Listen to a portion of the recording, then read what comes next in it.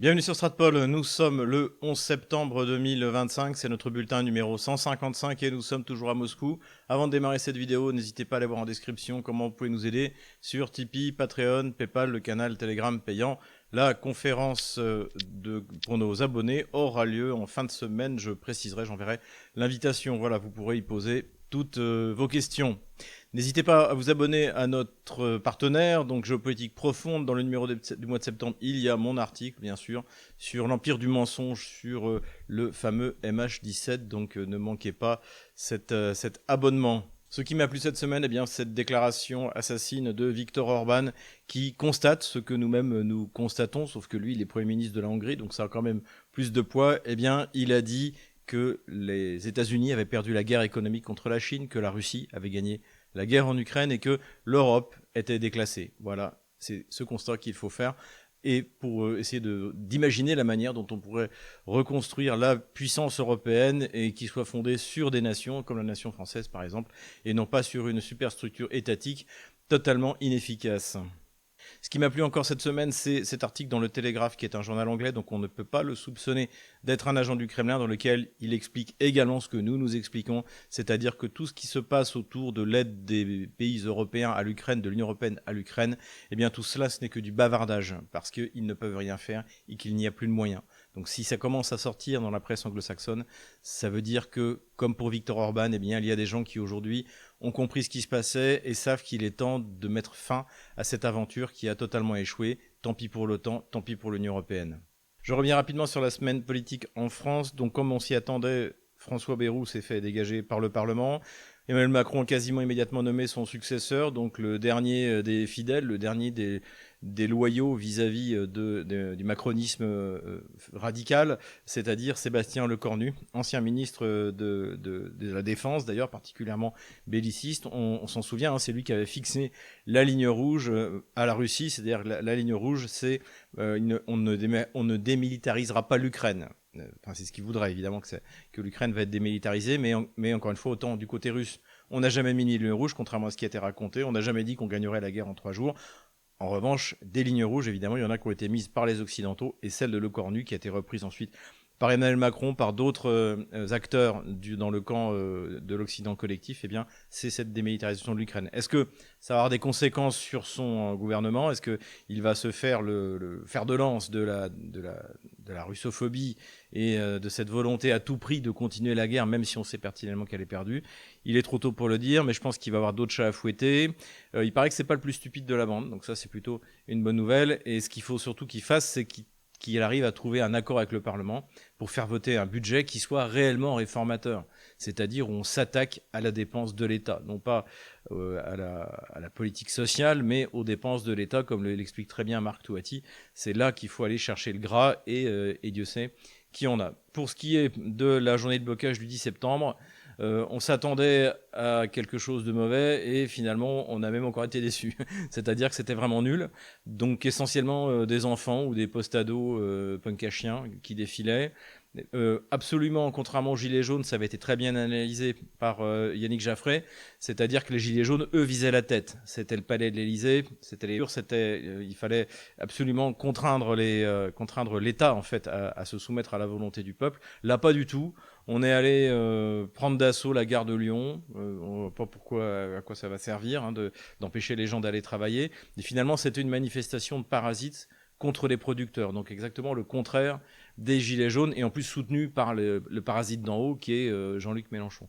Donc voilà, malheureusement ce ne sera pas un nouveau Gilet jaune, mais ça peut revenir. Je pense qu'au contraire, on a plutôt assisté à un spectacle coordonné entre Emmanuel Macron et Jean-Luc Mélenchon. Le plus lamentable, ça a été les écoliers qui sont venus déverser des poubelles devant leur propre école. Qu'est-ce que c'est que cet acte politique? Non, là où ça se passe, là où les Gilets jaunes étaient forts, c'était devant le palais de l'Élysée, et il faudrait aussi s'orienter vers les préfectures, manifester bien sûr légalement devant les préfectures, pour bien montrer que l'ennemi c'est l'État. Aujourd'hui, en France, l'ennemi c'est l'État. Et je pense aussi qu'il aurait fallu faire comme nous l'avions fait, d'ailleurs j'y avais participé, manifester devant BFM TV, devant LCI, devant tout ce qui est les piliers du régime, devant le palais de justice, puisque évidemment les juges rouges sont là pour faire respecter l'ordre bourgeois, et au prix de condamnation, on l'a vu notamment au moment des Gilets jaunes, tout à fait disproportionné, tandis que les grands criminels sont en liberté. Voilà, donc une semaine pour rien, mais bon, c'est pas trop grave, on va voir. Et l'ultime rendez-vous de la semaine, ce sera la baisse de la note française ou pas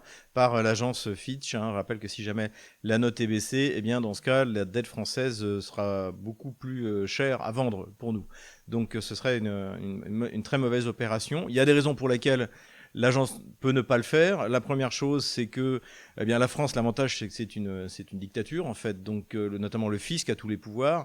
Et c'est pas comme la Grèce. La Grèce, personne ne payait d'impôts. Et il n'y avait aucune structure fiscale qui était capable de le faire rentrer. Là, nous, au contraire, ils vont chercher partout où il y a moyen. Ils vont vous embêter jusque dans le dernier des détails de vos déclarations d'impôts. Et ça plaît aux créanciers de la France. Il y a encore une fois, cette union, en fait, entre la gauche bourgeoise socialiste et le grand fric qui prête de l'argent à la France. C'était comme ça dès le début, dès la Révolution française. Donc rien de nouveau sous le soleil. Donc ça, c'est la première raison. La deuxième raison, c'est que peut-être que le Cornu a négocié avec les agents de notation en leur disant « je vais vous faire un vrai budget de réforme, on va taper dans la dépense de l'État, on va faire ce que... » En gros, les mesures qu'il faut prendre, encore une fois, je l'ai déjà dit, mais c'est très simple.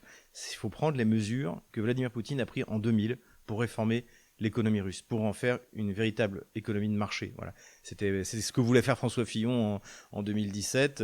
Voilà. Donc c'est pas compliqué. Ce qu'il faut faire, on le sait. Et la troisième raison pour laquelle les agences, d'ailleurs jusque-là, hésitent, c'est que un effondrement de la dette française, enfin un effondrement de la notation, eh bien ça aurait un impact bien sûr sur l'économie française, mais il y aurait personne qui pourrait voler à son secours. C'est pas comme la Grèce, c'est tellement énorme, et la dette est tellement énorme, et le PIB est tellement énorme que personne ne pourra voler au secours de la France. Donc ça aura des conséquences catastrophiques sur la zone euro. Alors, ce serait peut-être pas une mauvaise chose, finalement. Peut-être que malgré nous, c'est nous qui allons libérer les économies européennes qui sont emprisonnées dans la zone euro, de cette même zone euro. À voir. En tout cas, voilà. En tout cas, on est dans l'attente. Si c'est pas ce mois-ci, ça arrivera de toute manière. À moins qu'il y ait des réformes fondamentales qui soient faites, entreprises, par le Cornu ou son successeur, eh bien, la France est vouée à être considérée comme un pays du tiers-monde avec une économie du tiers-monde qui ne produit rien. Économie maintenant, et bien sûr, investissez en Russie. J'ai encore eu le plaisir de déjeuner avec les nouveaux investisseurs, dirons-nous, à Moscou. Donc c'était très, très sympathique. Donc, il y a encore toute une fournée qui arrive la semaine prochaine. Donc allez voir en description, vous avez tous les services qui vous sont proposés. Et vous avez, le directeur général a décidé de donner une réduction si vous mettez Stratpol, donc moins 15%, d'ici la fin du mois de septembre. Donc n'hésitez pas, allez voir encore une fois en description de cette vidéo. Aéronautique russe, on vous en a parlé depuis des années sur Stratpol, bien entendu, mais on vous en parle beaucoup depuis 2022, puisque comme vous le savez, l'exportation de pièces détachées, ou bien sûr d'avions de Boeing ou de Airbus, a été interdite dès le début de l'opération militaire spéciale, et donc ce qui a poussé les Russes à accélérer d'une part, la russification des avions qui existent déjà, c'était le cas du Superjet 100, donc qui était notamment motorisé par le français Snecma. Donc le Superjet 100 a été certifié, et ce à quoi nous avons assisté cette semaine, eh bien, c'est au premier vol du premier de série. Désormais, le Superjet 100 New est rentré en production de série avec le moteur PD08 russe. Donc c'est une excellente nouvelle, puisque encore une fois, les objectifs de russification de la flotte aérienne russe civile, eh bien, sont très, très, très importants. Le Michoustine, le Premier ministre, a fixé qu'il devrait y avoir 600 avions produits d'ici 2030. Je ne sais pas si la Russie va y arriver, mais je pense qu'elle sera pas loin. D'autant plus que, eh bien, je rappelle qu'il y a également le MS-21 qui, lui, va commencer à être produit en série à la fin de l'année 2026. Donc lui, c'est le remplaçant de l'Airbus A320 et de ses déclinaisons, du Boeing 747, et il est alors totalement russe, totalement russisé, et il a notamment les moteurs PD14, qui pourraient d'ailleurs intéresser les Chinois, puisque vous savez qu'avec les sanctions qui ont été prises, et aujourd'hui le C919 chinois n'a plus de moteur. Or, il y a 4 pays qui savent faire des moteurs d'avions civils, c'est les États-Unis, la France, l'Angleterre et la Russie. Donc j'en avais parlé à l'époque que peut-être que les Chinois se tourneraient vers la Russie. A priori, des négociations sont déjà en cours. Ça supposerait que la Russie soit capable de développer une capacité de production énorme. Donc ça serait forcément financé ça par la Chine. Je ne pense pas que les Russes acceptent un transfert de technologie vers la Chine, donc ça voudrait dire que ce serait produit en Russie. En tout cas, aujourd'hui, les Chinois, finalement, n'ont pas trop le choix, et c'est une fois de plus la politique qui est menée, erratique, qui est menée par Washington, et notamment ces derniers temps par Trump, qui risque d'avoir exactement le contraire de l'objectif cherché. Donc ça, c'est une bonne nouvelle, et à cette occasion, donc le patron de Rostec, donc Rostec, c'est un espèce de monstre étatique russe, à l'intérieur desquels il y a toute la production, quasiment toute la production militaire industrielle, pas complètement, mais quasiment tout ce qui est production d'avions de guerre, avions civils, notamment le conglomérat OAK, tout ça dépend de Rostec. Et Chemezov, donc, qui est le patron de cette structure, a dit que finalement la Russie était le seul pays au monde capable de produire en totalité un avion civil, sans faire appel à aucun sous-contractant. Et c'était très intéressant d'ailleurs le discours qu'a fait Chemezov, parce qu'il expliquait que finalement on est revenu à ce qu'on faisait à l'époque soviétique. À l'époque soviétique, on n'avait pas le choix, on fabriquait tout nous-mêmes. Et puis en plus, on n'avait pas la tentation d'aller chercher en Chine des sous-ensembles électroniques, des choses compliquées comme ça, puisqu'il n'y en avait pas à l'époque en Chine. Et c'est également le sens de ce qu'a dit Vladimir Poutine, donc dans sa visite à Samara, à Mantourov, qui est le ministre de l'Industrie, que la Russie devait non seulement fournir son marché intérieur en moteur, mais également les marchés extérieurs. Donc voilà, les choses vont dans le bon sens. Et enfin, pour finir sur l'aéronautique, eh bien, les premiers tests du moteur pour les futurs longs courriers, donc je crois que ça correspond au Boeing 777 ou l'Airbus A380, eh bien, donc les PD35, les tests continuent et que ça en prend le bon chemin. Donc pour ça, tout va bien. Et ultime nouvelle, j'ai fait en oublier une, c'est que le deuxième Tupolev 214, donc qui est un des 4 avions qui doit être produit par la Russie en quantité d'ici 2030. Donc là, c'est un avion qui existait déjà, mais qui avait été abandonné, qui a été repris et amélioré. La cabine à 3, l'équipage de 3 est passé à 2. Bon, pas mal de modernisation. Eh bien, il y en a déjà un qui a été livré, qui fonctionne bien, et il y en a un deuxième qui vient d'être livré à la compagnie low cost Red Wings. Donc tout ça prend vraiment le bon chemin. Et encore une fois, tout ça, c'est grâce aux sanctions. Sans les sanctions, ça n'aurait pas été possible. Donc merci encore pour les sanctions. N'hésitez pas à remettre le 19e, 20e, 21e, 35e paquet de sanctions. Ça marche très très bien pour l'hyper-industrialisation russe.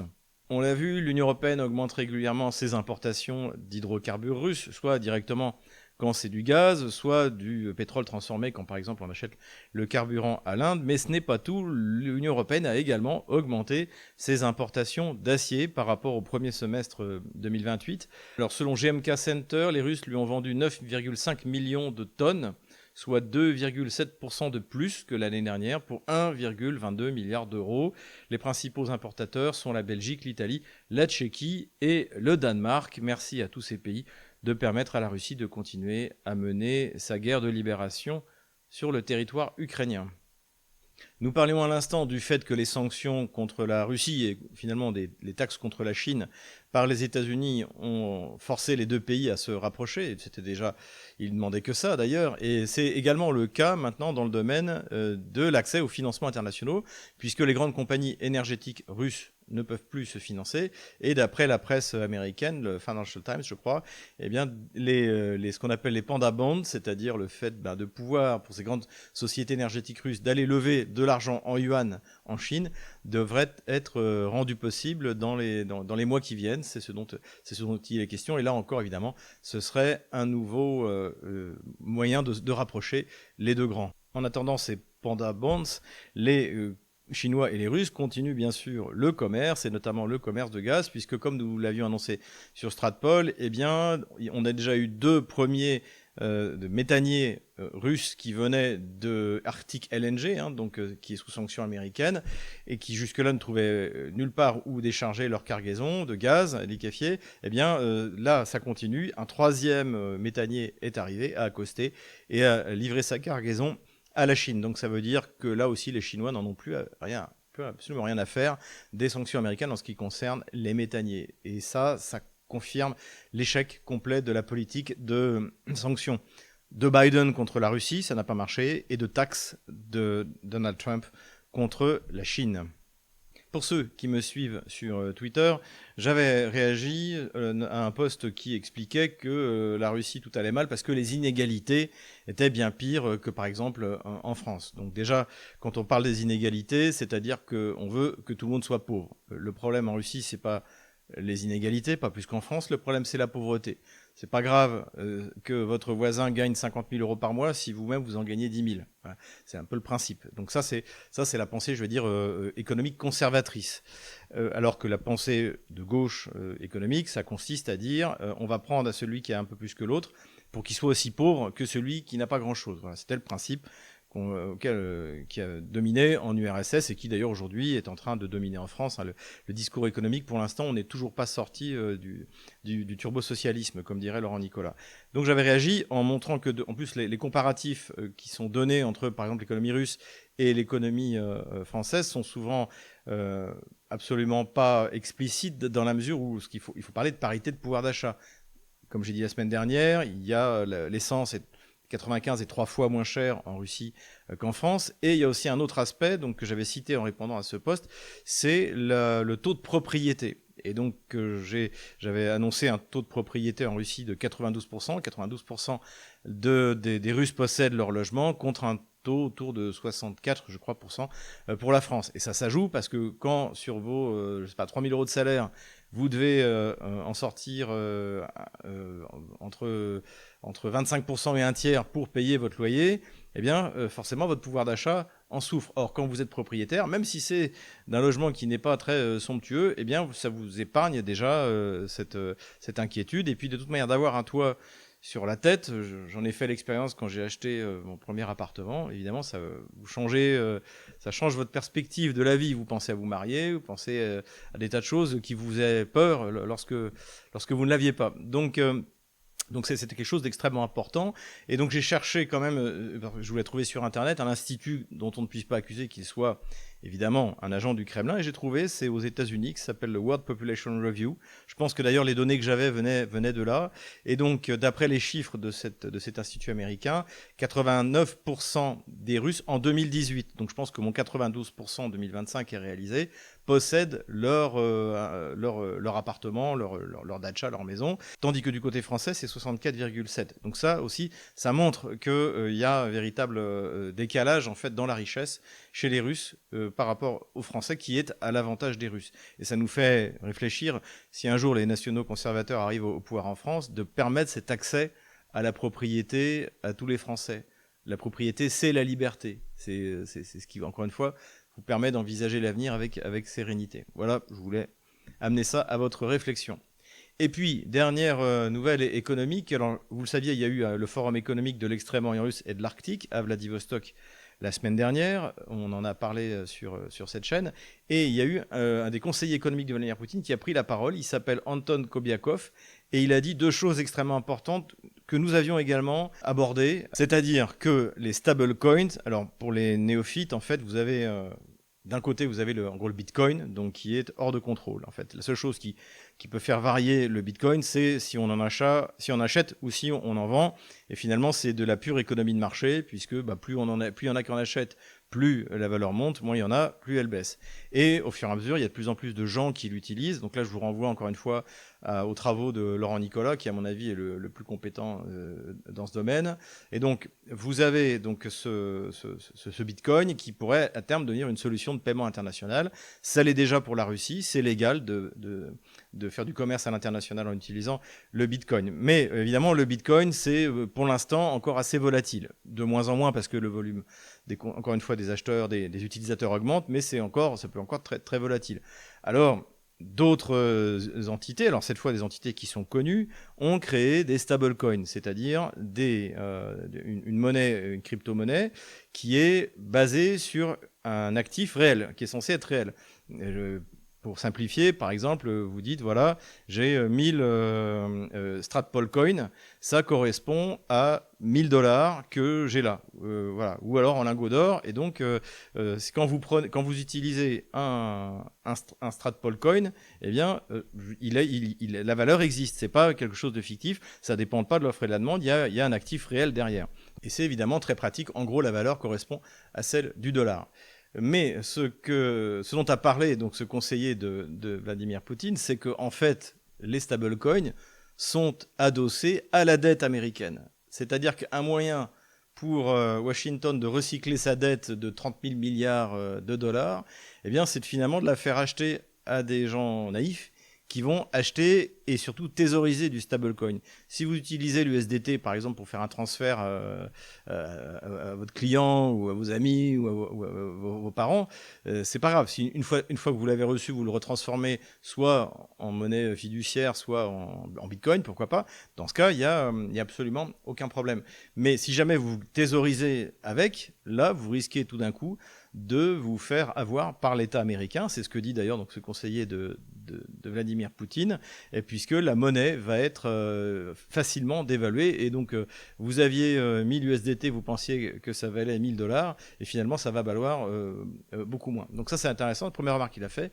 Et la deuxième remarque qu'il a faite, c'est que non seulement l'Europe ne pèsera plus ni dans le domaine de l'industrie, ni dans le domaine de la finance, de la recherche, etc., mais même en tant que quantité consommatrice. C'est-à-dire, par exemple, aujourd'hui, pourquoi est-ce que la force de Donald Trump est en quelque sorte la force de l'Union européenne, c'est que c'est des gros consommateurs. Même s'ils empruntent, y compris auprès des gens qui leur vendent des produits pour consommer, malgré tout, c'est un marché de consommation qui est quelque chose de significatif. Et ce que pense cette analyse, je pense qu'il a raison, c'est que si ça continue comme ça, eh bien, l'Europe ne représentera plus d'intérêt en tant que marché de consommation. Технологии себе забрали китайцы и корейцы. В этой схеме лет через 5 Западная Европа вообще не нужна будет, даже как rынок сбыта. Et ça, c'est extrêmement grave. Si jamais on ne se ressaisit pas, ça c'est quelque chose qui est tout à fait possible. Politico-diplomatique maintenant. Je fais un point rapide sur ce qui se passe en Indonésie. Je ne sais pas si vous avez suivi, vous savez que l'Indonésie est un pays qui compte pour moi.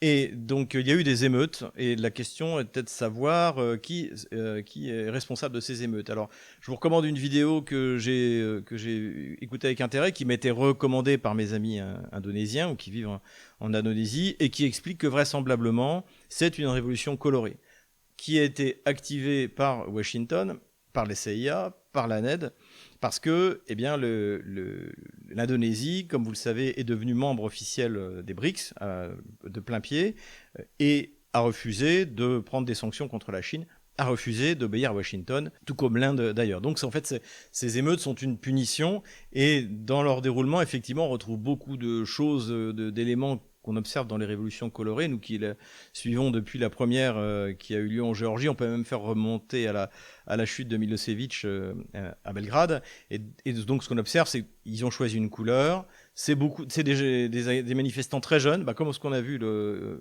mercredi 10 septembre en France, donc très jeunes, donc facilement manipulables, hein, et également donc avec toute une mise en scène, toujours l'image de la personne seule avec son bâton face à des nuées de forces de l'ordre, etc., etc. Donc c'est une opération de manipulation des foules organisé par Washington, mais la bonne nouvelle, c'est que j'ai parlé avec mes amis, ils sont sereins. Ils pensent que les Indonésiens ne se feront pas avoir. C'est pas la première fois qu'il y a ce genre d'opération de déstabilisation par les États-Unis. D'ailleurs, si vous regardez la vidéo, a priori, elle est doublée en français. Donc, même ceux qui parlent pas français peuvent la regarder. Eh bien, vous verrez que c'est assez explicite. Donc, voilà un peu un point de situation. Pas de panique. Sanctions toujours, et l'impact bien sûr sur le politico-diplomatique. L'Union européenne est sans arrêt en train de demander à Washington de mettre des sanctions. Alors, on ne sait pas trop quel genre de sanctions, parce qu'on sait que sanctions directes contre la Russie, pour Washington, c'est pas possible. Et les Américains ont besoin de ce qu'ils payent à la Russie. Si jamais ils mettent 50% de sanctions sur l'uranium, sur l'engrais, ou sur le titane, c'est le client final américain qui va le payer. Donc les Russes baisseront pas leur prix, donc ça n'aura pas d'impact. Donc ces sanctions directes contre la Russie, ça ne sert absolument à rien. Donc l'idée, c'était des sanctions secondaires. Mais en réalité, des sanctions secondaires, elles sont déjà là. Donc soit Washington a finalement renoncé, on le voit avec la Chine, donc finalement la Chine continue à commercer avec la Russie comme si de rien n'était, parce que Washington est bien plus dépendant de Pékin que l'inverse, soit comme l'Inde, eh bien, on a envoyé balader Donald Trump et des taxes ont été mises sur les produits indiens, donc à hauteur de 50%. Donc elles y sont déjà. Donc ces fameuses sanctions secondaires, c'est ce qu'on appelle les sanctions secondaires, c'est-à-dire qu'elles ne frappent pas directement la Russie, mais elles frappent les pays qui commercent avec la Russie, notamment ces hydrocarbures. Eh bien ces sanctions secondaires, elles sont déjà en place, elles ne marchent pas. Mais cela dit, les Européens, l'Union européenne continue à demander plus de sanctions, et la réponse de Donald Trump a été très subtile, puisqu'il a dit commencez par renoncer totalement aux hydrocarbures russes, ce qui est impossible, notamment pour le gaz, et après nous on mettra des sanctions. Ce qui est une manière de dire que Donald Trump ne veut pas mettre de sanctions et que vraisemblablement, il n'y en aura pas, à moins d'un soubresaut encore erratique de Donald Trump. Mais là, je pense que vraiment le désengagement du problème ukrainien est enclenché de la part de l'administration américaine. J'ai bien aimé également l'excellent vice-président américain qui, j'espère, sera son successeur à Donald Trump, J.D. Vance, qui a fait une déclaration très précise sur finalement la nature des négociations entre la Russie et ce qui reste de l'Ukraine. Et il a dit, les Russes veulent 6000 m² de territoire ukrainien qu'ils n'occupent pas encore. Donc déjà, ça c'est une bonne chose. Donc il n'y a pas question de geler la ligne de front, d'une solution à la coréenne. Ça, tout le monde a bien compris que ça... Enfin, tout le monde... Vance, lui en tout cas, a bien compris que ça n'aurait pas lieu. Et de l'autre côté, ce qu'il dit, c'est qu'en échange, ce qu'il laisse entendre, les Ukrainiens veulent des garanties de sécurité. Donc ça, j'ai trouvé la manière dont il présentait les buts de guerre de part et d'autre tout à fait intéressant. Et ça correspondrait presque à ce qu'on a observé dans une dernière déclaration de Zelensky, que j'ai relaté sur mon compte Twitter, là encore, allez voir, où Zelensky explique que de toute manière, les Russes n'auront pas gagné tant qu'ils ne comprendront pas toute l'Ukraine. Donc ça, c'était le mythe qui était daté depuis le début de l'opération militaire spéciale, c'est-à-dire que les Russes voulaient envahir toute l'Ukraine, y compris l'ouest de l'Ukraine, où les gens haïssent les Russes. Donc, et les Russes n'en veulent pas, en plus c'est la partie la plus pauvre, la plus arriérée, les Russes n'en veulent absolument pas. Ce qui les intéresse, c'est la Nouvelle-Russie, et l'Ukraine centrale, parce que ça aussi, c'est des terres russes. Encore une fois, je rappelle que l'arrière-grand-père de Piotr Tolstoï était maire de Kiev. Voilà. Ne l'oublions pas.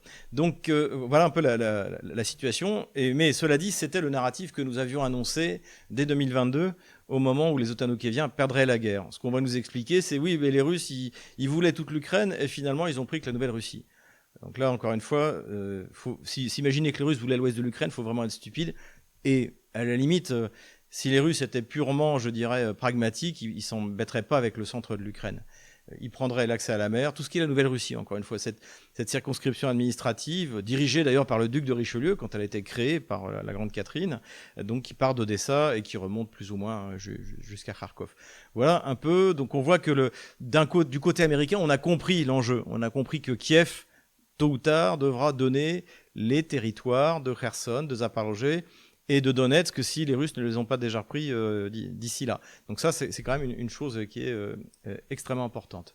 Dernière nouvelle politico-diplomatique, je ne vais pas en parler très longtemps parce que là, je pense qu'il faut plutôt aller voir du côté de Youssef Indy et de son excellente chronique, et puis qui sera en plus notre invité vendredi soir sur RT en français sur l'émission Ici Moscou. Donc on va parler, c'est le Netanyahou hors de contrôle. Donc Netanyahou, comme vous le savez, a bombardé Doha, la capitale du Qatar. Alors, il faut savoir que le Qatar, en fait, c'est un émirat qui a été utilisé par notamment le département d'État américain depuis longtemps pour pouvoir négocier avec des groupes qui ne sont pas reconnus.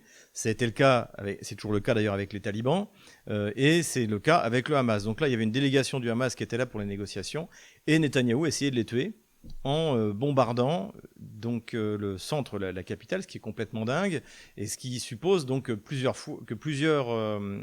pays arabes qui sont entre Israël et le Qatar, eh bien, leur espace aérien a été violé par Israël. Donc ça peut être la Jordanie. Bon, la Jordanie, c'est un peu le paillasson de la région, donc Israël lui passe dessus régulièrement. Mais ça peut être l'Irak, ça peut être l'Arabie Saoudite. Donc évidemment, tout le monde est furieux. Le ministre des Affaires étrangères qatari a dit qu'il fallait envoyer Netanyahou en prison. Donc ça aussi, ça veut dire qu'on est en phase d'accélération. La réaction de Trump a été assez pitoyable, de dire oui, en fait, on était au courant, mais en fait, on ne le savait pas vraiment, mais on a prévenu les Qataris, mais c'était trop tard. Bon, bref, il va falloir à un moment ou à un autre que Donald Trump règle le problème de Netanyahou. Sinon, ça va contribuer à discréditer toute sa politique, non seulement au Moyen-Orient, mais là, c'est le monde entier qui a vu ce truc incroyable du Qatar, le Qatar qui, à mon avis, aurait été prêt tôt ou tard de rejoindre les accords d'Abraham. Finalement, tout ça est remis en cause. Maintenant, Netanyahou les a mis dans un corner, quoi. Voilà. Donc ça, c'est vraiment un sujet à suivre. Et évidemment, le meilleur spécialiste, vous savez qui c'est Youssef Indy. Donc encore une fois, allez voir sa chronique. Terrorisme maintenant, je voudrais rapidement parler donc des 2 meurtres qui ont eu lieu. Alors en fait, le premier meurtre, c'est celui de cette réfugiée ukrainienne Irina Zarutska, qui a été tuée le 23 août dernier, la date de son anniversaire en plus. Et les vidéos de son assassinat dans un tramway par un détraqué multirécidiviste noir ont fini par être publiées vendredi dernier. Et après avoir tué gratuitement cette pauvre fille, donc la vidéo est tout simplement épouvantable, eh bien, il a déclaré qu'il s'était fait une blanche.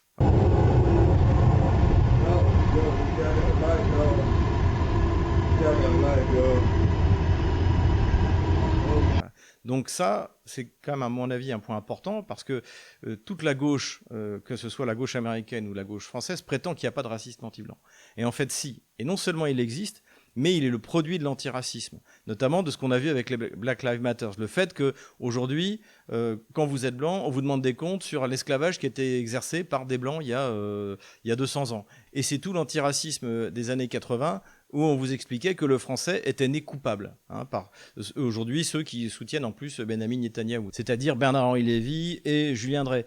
Donc toute cette culpabilisation qui a été faite contre les Blancs, que ce soit en France, aux États-Unis, voilà le résultat. C'est que vous avez des minorités qui ont été depuis importées, à qui on l'explique toute la journée que les Blancs sont des salopards. Voilà. Et donc évidemment, chez un détraqué comme ce multirécidiviste de 34 ans, ça donne ce genre de résultat.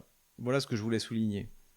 Meurtre aux États-Unis toujours, assassinat d'un militant conservateur, famille traditionnelle, d'ailleurs lui-même jeune, il avait une petite trentaine, marié, 2 enfants, donc par un tireur d'élite, une distance de 200 mètres je crois, je n'ai pas encore tous les détails, et donc à l'heure qu'il est, a priori le tueur a été plus ou moins identifié, le fusil retrouvé, mais on ne l'a toujours pas décelé, et là aussi, encore une fois, c'est le fruit de la haine déversée sur les réseaux par la gauche. Parce qu'il y a une déshumanisation de l'adversaire, de la même manière qu'au moment du génocide vendéen, eh bien, tous les Vendéens, femmes, enfants, puisque les femmes d'ailleurs étaient, comme disait le comité de salut public, il fallait tuer les femmes car elles étaient le sillon reproducteur des bandits. On les appelait les bandits, en fait on les déshumanisait, et une fois déshumanisés, eh bien, ils pouvaient être exterminés. C'est le mécanisme qui a été repris dans tous les génocides depuis le premier d'entre eux, c'est-à-dire le génocide vendéen. Par rapport à ces 2 assassinats, Donald Trump a immédiatement réagi, notamment parce que Elon Musk en a beaucoup parlé sur X, et donc en montrant, en exigeant la pire des peines pour ce détraqué et pour tous ceux qui étaient comme lui. Et il a également désigné sans embâche ceux qu'il juge responsables de l'assassinat donc de Charlie Kirk, c'est-à-dire la gauche, les démocrates. Donc le rôle du politique, comme disait Carl Schmitt, c'est de désigner l'ennemi, et là c'est ce qu'a fait Donald Trump, et c'est ce que nous essayons de faire également. D'ailleurs, je vous renvoie, encore une fois, et on est toujours dans le même sujet, au livre noir de la gauche française et la répression. Vous allez voir que la gauche américaine n'a rien inventé. Alors maintenant, un Sukhoi 27 ukrainien s'est écrasé dans la région de Zaporozhye, sans qu'on sache si c'était encore une fois une panne ou un problème de formation du pilote, ou si c'était la DCA ou la chasse russe. Voilà, un de moins, c'est-à-dire que, mis à part l'opération Toile d'araignée, les Ukrainiens qui utilisent très peu leurs jets, parce qu'ils n'en ont pas beaucoup, ont plus de pertes que les Russes qui les utilisent tous les jours, massivement, pour envoyer des bombes planantes. Donc ça aussi, c'est pas une bonne nouvelle pour l'état de l'armée otano-kievienne. Armement toujours, comme vous le savez, la guerre de haute intensité, c'est aussi une guerre d'usure, donc il faut détruire avec des armements pas chers, des armements qui coûtent cher, ou détruire des armements chers avec des armements qui coûtent pas cher. Et c'est ce qu'on a observé dans des équipes qui ont maintenant été mises au point pour essayer de se défendre contre les AN-196 Lyuté. Donc c'est des drones à longue portée qui peuvent aller, on en a vu, jusqu'à Samara, jusqu'à Engels, et qui peuvent transporter une charge explosive significative. Donc, ils sont notamment utilisés contre les raffineries, contre les infrastructures énergétiques russes. Et la question était comment faire pour protéger ces raffineries, ces infrastructures énergétiques. On en a parlé à plusieurs reprises. Déléguer au niveau de la raffinerie des systèmes de tir antiaérien, c'est très dangereux pour l'aviation civile. Et finalement, l'avantage, c'est que ces drones sont très lents. Et ce que les Russes ont trouvé, et encore une fois que l'on voit sur ces images, c'est des équipes avec des mitrailleuses, avec des fusils mitrailleurs qui tirent sur ces drones à basse altitude. Et ça marche très bien. D'après ce qui est dit dans cette vidéo, c'est qu'en une nuit, ils en ont abattu plusieurs dizaines. Donc finalement, et là aussi, c'est encore une fois, c'est rentable, parce que un drone comme ça coûte $200 000. Donc si c'est abattu par quelques rafales de mitrailleuses, évidemment, le rapport coût est au bénéfice des Russes. Empire du mensonge maintenant, il y en a plusieurs, ça fait beaucoup référence à la carte des opérations militaires. La première, c'est les Polonais ont accusé les Russes d'avoir envoyé 19 drones sur leur territoire. Donc, a priori, il y a bien eu 19 drones qui ont été envoyés, enfin, sans doute, et c'était tous des Gerber, c'est-à-dire les drones russes sans charge explosive. Ils sont là pour faire se dépenser la défense antiaérienne otano-kievienne, et comme ça, après, vous avez les Garan avec leurs 90 kg d'explosifs qui arrivent sur leur cible, et il n'y a plus de DCA pour les détruire. Donc, ce qui est intéressant, c'est que précisément, ces drones qui ont été envoyés, c'est des drones qui ne sont pas dangereux. D'ailleurs, aucun dégât sérieux n'a été revendiqué, et je me suis dit avec d'autres à un moment, c'est les Russes qui veulent montrer aux Polonais à quel point leur système de défense antiaérienne ne fonctionne pas. Puisque, d'ailleurs c'était évoqué dans la presse, les Polonais ont, en gros, pour intercepter un drone qui coûte $10 000, ils ont fait décoller des F-16, des F-35, des hélicoptères, et ils ont tiré un missile de $400 000. Donc c'est pas très rentable. Donc c'était une démonstration de force russe. Et puis finalement, je ne pense pas, je vais vous dire pourquoi, pour plusieurs raisons. La première, c'est que ces drones ont volé par-dessus la Biélorussie. Or, la Russie n'aurait pas... et les Biélorusses, d'ailleurs, le porte-parole de l'armée biélorusse a rendu compte qu'ils avaient d'ailleurs prévenu les Polonais qu'il y avait des drones qui arrivaient chez eux, et qu'eux-mêmes on avait a priori abattu. Or, la Biélorussie est l'allié de la Russie. Je n'imagine pas que les Russes aient utilisé sans leur demander l'espace aérien pour envoyer des drones. La deuxième chose, c'est que précisément ces drones ne transportaient pas d'explosifs. Donc c'est des drones qui ont dû être récupérés, je pense, par les Ukrainiens, puisque ceux qui n'ont pas été détruits, une fois qu'il n'y a plus de carburant, le drone se pose. Donc il peut être réutilisé et envoyé, je pense que c'est ce qui a été fait par les Ukrainiens pour créer une crise avec la Pologne. Ils avaient déjà essayé de le faire en 2002, on se souvient. Et je pense d'ailleurs qu'il est fort possible que les Polonais soient au courant, en tout cas une partie du gouvernement polonais. On a vu la réaction du ministre des Affaires étrangères Sikorski, donc un russophobe de première, qui a dit c'est une catastrophe. Il a demandé l'emploi de l'article 4, c'est-à-dire que les pays de l'OTAN se réunissent. Bon, ça n'ira pas plus loin. Et puis surtout, on a appris dans Bloomberg qu'en gros, les Polonais, ils avaient demandé de l'argent pour que Nicolas, Helmut et Giuseppe payent le système de défense antiaérienne de la Pologne. Donc je pense que tout est autour de ça. La situation en plus est très mauvaise sur le front, on va le voir pour l'armée otano-kievienne. Donc il faut faire une diversion. C'était une diversion. Et contrairement à ce que je pensais au début, je ne pense que les Russes n'y sont absolument pour rien. Et cela se fait sur fond de pétitions, notamment en France, où alors vous voyez des militants pro-Zelensky qui demandent de signer une pétition pour Sky Free, c'est-à-dire le fait que l'OTAN intervienne pour abattre les drones qui sont envoyés par la Russie au-dessus du territoire ukrainien. Ce qui n'arrivera jamais, d'ailleurs. Vous pouvez aller signer cette pétition, ça ne pose aucun problème, tout le monde s'en fiche. Et donc en fait, c'est ça l'idée, en fait. C'est une manip, je pense, polono-ukrainienne, une poloniaiserie, comme dirait un de mes amis, qui vise à obtenir une espèce de soutien de l'opinion publique, et puis bien sûr davantage de fonds pour permettre à l'Ukraine et la Pologne d'avoir une DCA convenable, ce qui ne semble pas être le cas aujourd'hui. Fausse attaque en Pologne, également fausse attaque sur le bâtiment du gouvernement à Kiev. Alors ça aussi, on en a vu partout dans la presse, dans les médias de grand chemin, notamment française. C'est que le bâtiment du gouvernement ukrainien a été touché par un vecteur, Et les images montrent que c'est d'ailleurs vraisemblablement pas un missile Iskander ou même un drone Guéran, puisque d'ailleurs sur l'image on voit le bâtiment qui est frappé et les missiles Iskander qui continuent tranquillement à se promener vers leur cible. Si ça avait été un Iskander, l'Iskander c'est entre 500 kg et 700 kg d'explosifs. Donc le bâtiment, il y a la moitié du bâtiment qui aurait été pulvérisé. Le Guéran, comme j'ai dit tout à l'heure, c'est 90 kg d'explosifs. Ça aurait fait très mal aussi. Donc évidemment que c'est une fois de plus la DCA ukrainienne qui a tiré un de ces missiles qui devait être en mauvais état, ou problème de formation, d'alcoolisme, que sais-je, et qui fait qu'ils ont tapé dans le bâtiment du gouvernement et que le régime de Kiev en a fait toute une histoire. Mais voilà, c'est certainement pas une attaque. Il y a aucun intérêt pour les Russes de frapper ni le ministère de la Défense, ni le gouvernement, ni la présidence, puisqu'évidemment que ces bâtiments sont a priori vides et que tout le monde est dans les bunkers. Ou alors il serait vraiment stupide. Voilà. Et en plus, je pense que Vladimir Poutine met un point d'honneur à pas faire précisément à Kiev ce que les Israéliens ont fait à Gaza. Troisième fausse attaque, c'est dans la région de Krasny Liman. Les Russes sont en train de s'approcher de la localité. Et là, les Otanokieviens ont accusé la Russie d'avoir bombardé la localité de Yarovaya à un moment où les retraités venaient percevoir leur pension. Le truc horrible, très utile d'ailleurs de la part des Russes de faire un truc pareil.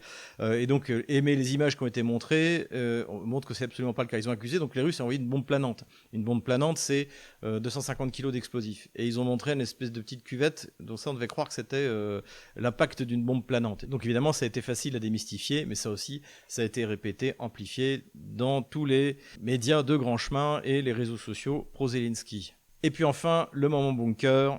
Das war ein Befehl! On le doit à Camille Moscou, donc c'est un compte X que je vous recommande. Écoutez ce que dit Kaja Kallas. The message to Russia is simple. The war is not winnable. Leave the battlefield and come to the table with Ukraine. When this happens, Russia must not be allowed to rearm and re-attack. Donc deux petites remarques. Bon, bien sûr, elle a la tête dans le bunker. Cette guerre ne peut pas être gagnée par les Russes. Si, elle va être gagnée. Elle est en train d'être gagnée et vous avez intérêt à vous dépêcher d'accepter les conditions russes. Sinon, Odessa aussi va y passer. Voilà, donc ça c'est le côté bunker. Mais ce qui est intéressant aussi, c'est que c'est la position du Rassemblement national. C'est la position de Marine Le Pen, souvenez-vous, devant le Parlement français. C'est la position de Jordan Bardella, président du groupe RN au Parlement européen, et de son conseiller, qui est conseiller du RN sur les questions internationales, c'est dire le niveau, qui est un post-adolescent qui expliquait que au début du XIXe siècle, les Russes avaient russifié Odessa. Si, il a dit ça, je vous assure. Donc voilà, donc ça monte un peu aussi le niveau du RN. Et pour l'instant, visiblement, ni Marine Le Pen ni Jordan Bardella n'ont sorti la tête du bunker pour reconnaître, comme Viktor Orban, que les Russes ont gagné la guerre et qu'il faut s'arrêter avant que l'Ukraine ne perde encore plus de territoire. Quelques considérations militaires très rapidement. On a vu ces vidéos donc d'une unité anglaise qui s'appelle le Royal Armoured Group, qui est en train de progresser comme au bon vieux temps derrière le char qui doit être un Challenger 2, donc qui a montré à quel point il était nul sur le champ de bataille ukrainien. Et en plus, on les voit agglutinés derrière, comme la plupart des armées faisaient pour se protéger derrière le char en avançant, alors que c'est le truc qu'il faut surtout plus faire maintenant. Et ça veut dire que l'armée anglaise n'a toujours pas compris que maintenant, les soldats, ils doivent pas être agglutinés derrière un char, parce qu'il suffit qu'il y ait 3-4 drones qui leur tombent dessus, des drones à $5 000, et tout le monde est mort. Donc là aussi, c'est grave. J'espère que de notre côté, là, si vous avez des commentaires à faire là-dessus, je sais qu'il y a beaucoup de militaires qui me suivent, j'espère que du côté français, on n'en est plus là, quoi. Et c'est assez affligeant quand on voit ça. Selon le général Syrski, l'armée russe dépasse en effectif l'armée ukrainienne entre 3 et 6 fois. Alors là, vous allez me dire, mais comment est-ce possible? Ils avaient une armée d'1 million d'hommes à l'été 2022 et ils n'ont eu que 60 000 pertes, je crois, selon Zelensky. Comment c'est possible? Puisque les Russes, eux, doivent avoir à peu près, on estime, 800 000 hommes. Donc c'est-à-dire que ce piratage du ministère de la Défense ukrainien, qui a annoncé qu'il y avait 1 700 000 morts et disparus dans l'armée ukrainienne, serait vrai. D'ailleurs, ça n'a toujours pas été démenti par le ministère de la Défense kievien. Donc pour l'instant, on peut estimer que ce sont des chiffres corrects. Et nous voilà sur la carte des opérations militaires. Alors nous allons parler des frappes dans la profondeur. Bon, de manière générale, les Russes ont continué à frapper massivement. Ils ont même battu un nouveau record avec près de 850 drones.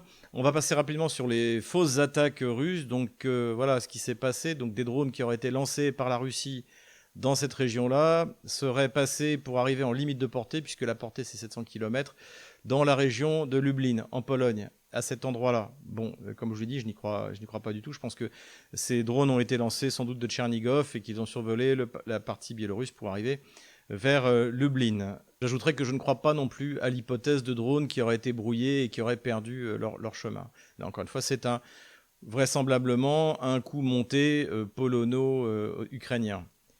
Deuxième bombardement, donc c'est sur le bâtiment du gouvernement de Kiev à cet endroit-là. Et le troisième fausse attaque, c'est à Yarova, à cet endroit-là. Vous voyez, les Russes, on va le voir, sont en train d'approcher de Liman, et donc ils auraient bombardé comme ça pour tuer des retraités. C'est du grand n'importe quoi, mais bon, évidemment, dans la presse des médias de grand chemin, ça passe sans problème. En revanche, les Russes ont bel et bien bombardé le pont de Kremenchuk, donc ça c'est extrêmement important, c'est un pont sur le Dniepr, et il n'y en a pas beaucoup, et donc comme on le voit, ils ont détruit le système qui permet au pont de se lever pour laisser passer les bateaux. Donc immédiatement ça a provoqué des embouteillages sur ce petit passage à cet endroit-là, et si les Russes commencent à faire ça, ça veut dire qu'ils se préparent quelque chose de plus vaste, sans doute sur la rive gauche du Dniepr, voilà, et qui veulent sans doute gêner considérablement les mouvements logistiques vers la ligne de front. À suivre donc de ce côté-là. Plus grave en revanche, les Ukrainiens se sont remis à bombarder la centrale nucléaire d'Energodar. Donc la situation est assez préoccupante si on en croit l'AIEA. Et maintenant on va s'attaquer à la ligne de front. Donc les Russes continuent à progresser. Ils ont progressé ici, mais je n'ai pas bougé la ligne de front parce que c'est pas énorme. Mais en tout cas le front s'active. C'est pas parce que ça bouge pas beaucoup que les combats ne font pas rage.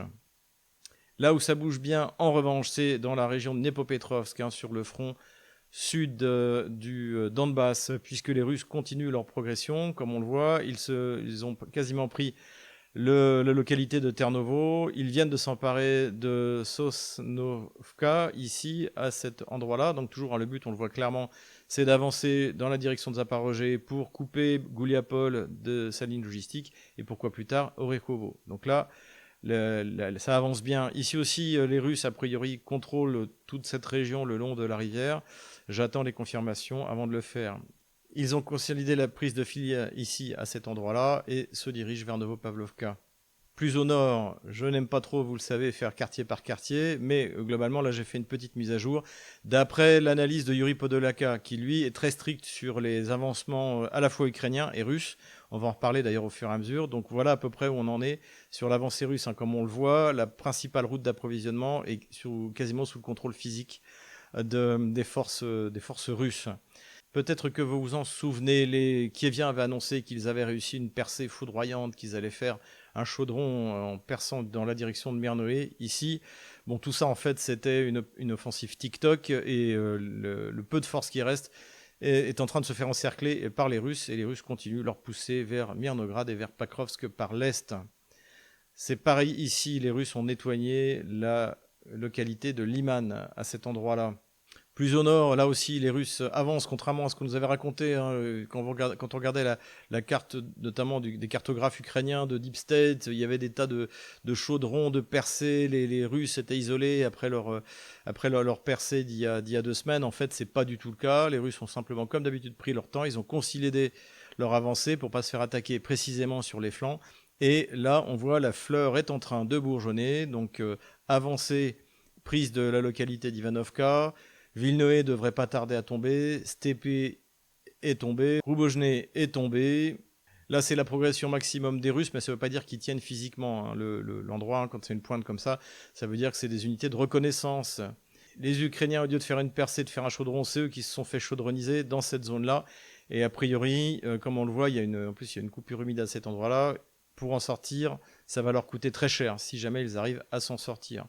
Les Russes ont continué leur progression à partir donc de cette percée d'il y a 15 jours vers l'est pour là faire un encerclement, un vrai chaudron pour le coup, autour des localités de Toretsk, Sofiovka et Charkovo, ici, à cet endroit-là.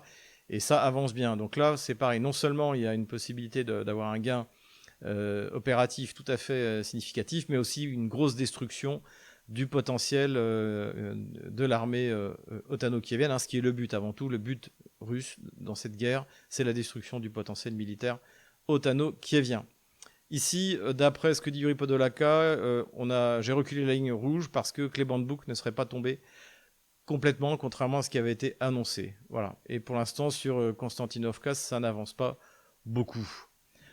Plus au nord, en revanche, là, c'est plutôt pas mal parce que les Russes, là aussi, ça n'avait pas bougé depuis des mois. Et bien, les Russes se sont emparés de Markovo à cet endroit-là et on voit que, ils se rapprochent de la forteresse de Kramatorsk. Hein. On n'est plus très loin. Et surtout à portée de drone. Donc on voit déjà les premiers drones faire une hécatombe sur les véhicules otano-kieviens dans la ville de Kramatorsk. Là aussi, comme je l'avais dit, ça n'avait pas bougé pendant presque un an et les Russes se sont emparés de Fedorovka il n'y a pas longtemps et ils ont continué à nettoyer cette localité-là de Perejnoe. C'est les noms ukrainiens sur cette carte, c'est très moche, c'est imprononçable. Et donc également, ils ont consolidé leur position pour donner l'assaut sur la ville de Seversk, hein, qui est une forteresse, comme on le voit ici, une des dernières forteresses sur lesquelles les Russes ont buté depuis le début de l'opération militaire spéciale. Et là, il semble qu'ils arrivent à en venir à bout. Donc le but, évidemment, c'est aussi, comme d'habitude maintenant, c'est d'encercler cette forteresse, qui est rendue d'autant plus facile, c'est que au nord de la rivière Donetsk, le nettoyage des otano-kieviens, il y a notamment des azovtsés, se poursuit et qu'ils n'y peuvent rien. A priori, les Russes seraient même rentrés dans Yampol. Là, ça nous renvoie à la contre-offensive ukrainienne de l'automne 2022. Là, on fait sauf que c'est dans l'autre sens. Donc là, c'est une excellente chose. La prise de Yampol est nécessaire pour en finir avec Krasny Liman. Et là aussi, on le voit, les Russes se sont a priori définitivement emparés et nettoyés Zarechnoe ici et continuent à avancer vers Liman. Ils sont juste à côté. Hein, la ligne de front se trouve à peu près à 6 km. Et une fois que les Russes se seront emparés de cette localité-là, ils pourront s'en servir comme base d'assaut. Voilà. Les Russes sont en train d'avancer également dans la localité de Chandrigolovo, ici. Et d'après les renseignements qu'on a, auraient déjà commencé à pousser sans doute les unités de reconnaissance du côté de Korovoyar, à cet endroit-là. Ici, il y a toujours des combats, avec ce qui reste des unités Azov qui avaient essayé là aussi de faire une percée vers Novomikhailovka, vers Riktodoub, mais comme on l'a vu, ça a complètement raté. Du côté de Kupiansk, alors là j'ai mis l'avancée maximum telle qu'elle est donnée par les cartographes neutres, dirons-nous, notamment Military Summary, mais selon Yuri Podolaka, l'armée russe n'a pas avancé aussi loin. Il considère que le commandement russe local a raconté des bobards au général Gerasimov. Donc voilà, je vous mets ça là, mais savoir que c'est pas forcément vrai. Enfin, dernière nouvelle, c'est plus au nord, les Russes se sont définitivement emparés de Yunakovka à cet endroit-là. Bon, est-ce que ça va changer grand-chose? Non. La ligne de front ici, elle est stabilisée. De part et d'autre, on a récupéré des unités pour les envoyer plus au sud. Cela dit, si vraiment les Ukrainiens ont retiré trop d'unités à cet endroit-là, il n'est pas exclu que les Russes, comme d'habitude, à la Broussilov, se décident à lancer une petite offensive un petit peu musclée pour dérouter une partie des réserves otano-kieviennes. Je retire la ligne de front de la semaine dernière. Voilà où nous en sommes le 11 septembre 2025. Voilà, c'est tout pour aujourd'hui. J'espère que cette vidéo vous a plu. N'hésitez pas à vous inscrire sur tous nos réseaux sociaux. C'est extrêmement important parce que, évidemment, X, avec Elon Musk, Telegram sont dans le collimateur. Pavel Durov, d'ailleurs, en plus, a pris parti pour les manifestants mercredi. Il était content que les opposants Emmanuel Macron utilisent Telegram pour communiquer entre eux, etc. Donc, c'est vrai que même si les manifestants n'étaient pas à la hauteur des Gilets jaunes, c'est bien qu'on dispose de cette plateforme pour communiquer, mais ça veut dire aussi que la pression par le régime français, par le régime de Bruxelles, sur ces structures va être énorme. Voilà. Et puis n'hésitez pas à venir nous faire une petite visite en Russie avec Divergence Politique. 15% avec le code Stratpol ou avec le même code Stratpol pour suivre des cours de russe sur Logios Online. Voilà, je compte sur vous. En attendant, comme vous l'avez vu, les nouvelles sont dans la plupart des domaines excellentes. Donc tenez bon, courage, on les aura.